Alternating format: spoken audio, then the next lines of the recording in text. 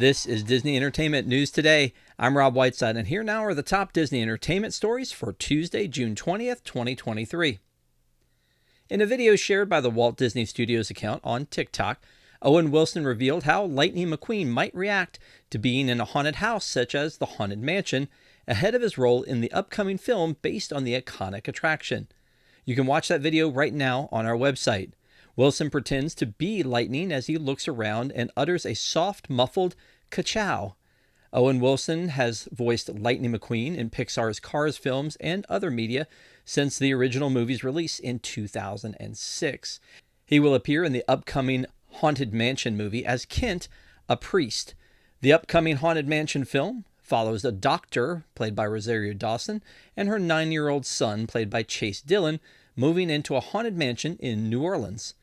Dawson's character ends up calling in a priest, played by Owen Wilson, to exorcise the manor. They also get help from a widowed scientist turned failed paranormal expert, Lakeith Stanfield, a French Quarter psychic, played by Tiffany Haddish, and a historian, played by Danny DeVito. Jamie Lee Curtis portrays Madame Leota, and Jared Leto serves as the Hatbox Ghost. Curtis called the film modern, fresh, old-fashioned, and scary, but not scary like a monster movie. It's scary like a Disney ride and funny. If you go on the ride, there's a lot of humor, as well as the scary, ghosty stuff.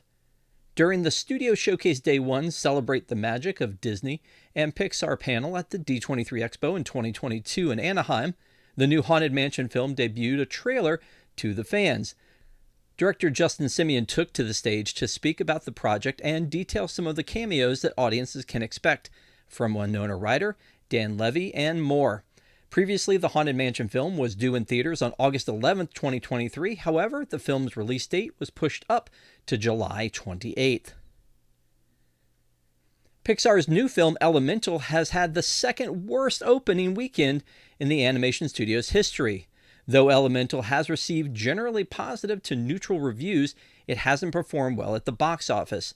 It earned only an estimated $29.5 million domestically, and it's earned $17 million internationally.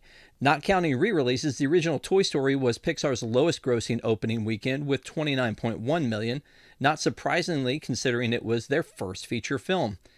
This is followed by Onward, which was released in March of 2020 amidst the onset of the COVID-19 pandemic and made $39.1 million in its opening weekend. Soul and Luca were both exclusively released on Disney+, while Turning Red had a limited theater release alongside its streaming release. Pixar's highest grossing opening weekend and highest grossing film overall was Incredibles 2 with $182.3 million. Elemental stars Leah Lewis as the voice of Ember Lumen and Mahmoud Athi as the voice of Wade Ripple. It's produced by Denise Ream and directed by Peter Sohn, who had worked on several Pixar films and previously directed Pixar's The Good Dinosaur. Elemental takes place in a city where fire, water, land, and air residents live together and is about a fiery young woman and a go-with-the-flow guy who discover how much they have in common. Sohn, who also created the story, was inspired by his youth as a child of Korean immigrants. It's the burden of culture and passing the torch of carrying a piece of heritage inside of you and trying to decide what to do with that heritage.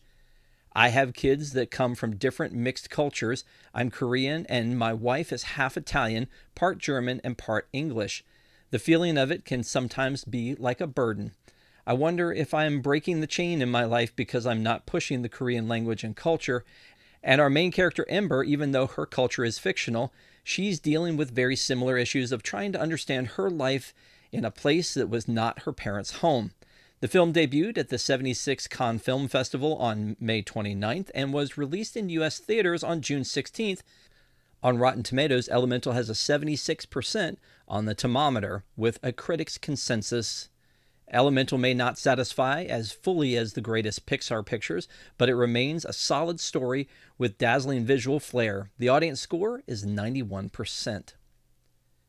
In an interview with Scarlett Johansson, star of the upcoming Tower of Terror film, she gave an update on the film's production process as well as a fun tidbit about her experiences with the ride. The former Marvel Cinematic Universe star appeared on Live with Kelly and Mark to discuss, among other things, her upcoming Tower of Terror film project with host Kelly Ripa and Mark Consuelos. She noted during the interview that the filming was about to begin on Tower of Terror, which has no release date or plot details yet. Johansson also joked that she loves the ride but can only go on it once and that's it. Quote, no rerides. Johansson is currently set to produce and star in the movie, which was previously canceled while Johansson was embroiled in a lawsuit with Disney with the release of Black Widow on streaming and her subsequent very public fallout with then CEO Bob Chapek and the company at large. No director has been attached, although rumors have swirled of Taika Waititi directing and Toy Story 4 director Josh Cooley helping write the script. This would not have been the first attempt at a Tower of Terror film adaptation. As part of the Wonderful World of Disney, a TV movie called Tower of Terror, starring Steve Guttenberg and Kirsten Dunst, aired in 1997. In December of 2020, screenwriter John August shared details and illustrations from his pitch for a new film that he presented in 2015. Let us know if you're excited about this Tower of Terror film in the comments below. Well, 10 more Bluey episodes are coming to Disney Plus next month. They'll be available to stream beginning on July 12th. The stories feature cameos from Lin-Manuel Miranda as a talking horse in the episode Stories and Rose Byrne as Chili's sister Brandy in onesies. Some of the episodes include one called Musical Statues. At the end of a long day, Bluey and her family are out of sync and out of sorts, so Mum gets everyone to play musical statues. Another called Stories, Bingo pretends to be Bluey's new employee in the middle of Dad's backyard workout. And Puppets, Bluey and Bingo teach Unicorse good manners so he can ask Mum on a date, but things go sideways when Unicorse eats a tick. You can read all about these episodes right now on WDWNT.com.